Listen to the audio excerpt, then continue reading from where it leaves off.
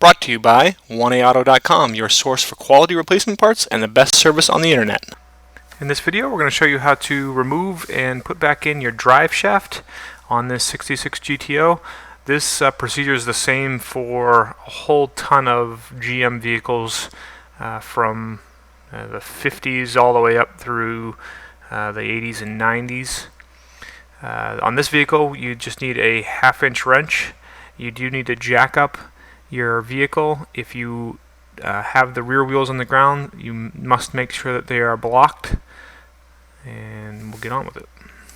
And these are 1/2-inch bolts.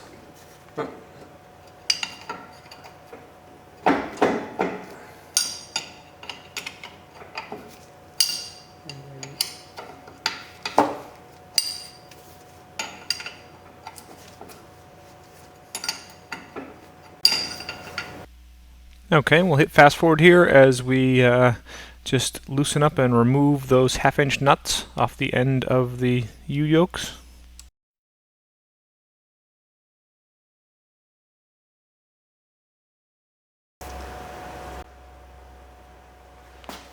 And then what you can do is take your wrench and just kind of put it in here.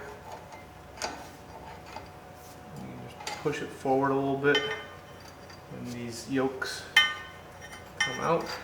There go my washers.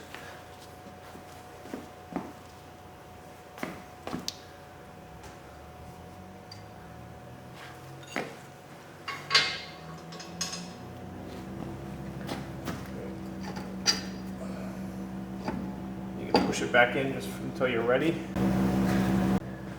Okay, so pull the shaft forward, pull it out of the rear end. Okay. And you want to have a catch pan underneath, because when you pull this out, when you pull the drive shaft out of the transmission, you're probably going to get fluid leaking out. We didn't on this vehicle either because we had it nice and level, or probably more likely that the transmission was a little low on fluid. But if your car is pitched up at all, and most likely when you have an automatic transmission, you're going to get fluid that leaks out of there, so you want to have a catch pan, and then you'll see I have an extra yoke to stick back in there. You want to actually I have an extra yoke that I can put up in there. And now to reinstall the drive shaft, there's no particular position it has to go on this vehicle.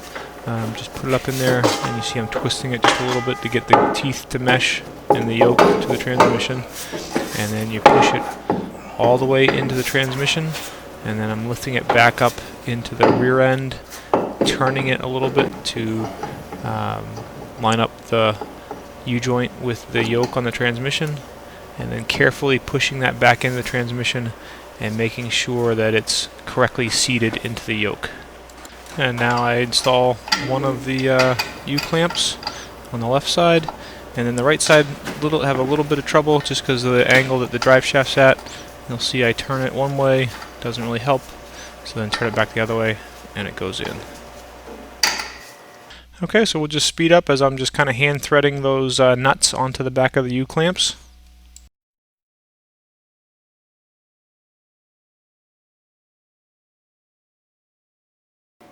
Okay, so you can see here I've got the top one in seated pretty well.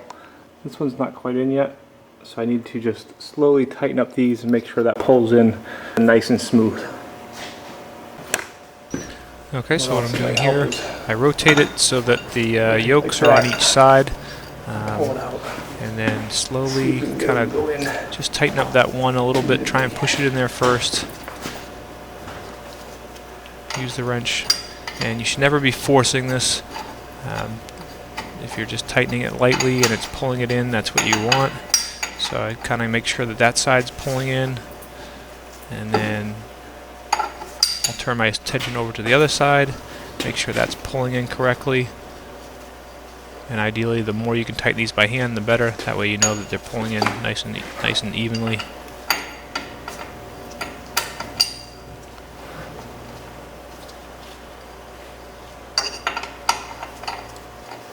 Okay, and we'll just speed up here as I slowly tighten those, switching from side to side just to make sure that the U-joint is pulling into the axial yoke nice and evenly. Okay. So when it comes to these things, they don't have to be super tight. I'm just pulling them with this combination wrench.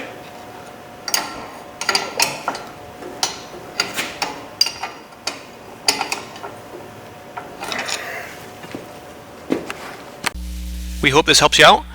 Brought to you by www.1aauto.com, your source for quality replacement parts and the best service on the internet. Please feel free to call us toll-free 888-844-3393. We're the company that's here for you on the internet and in person.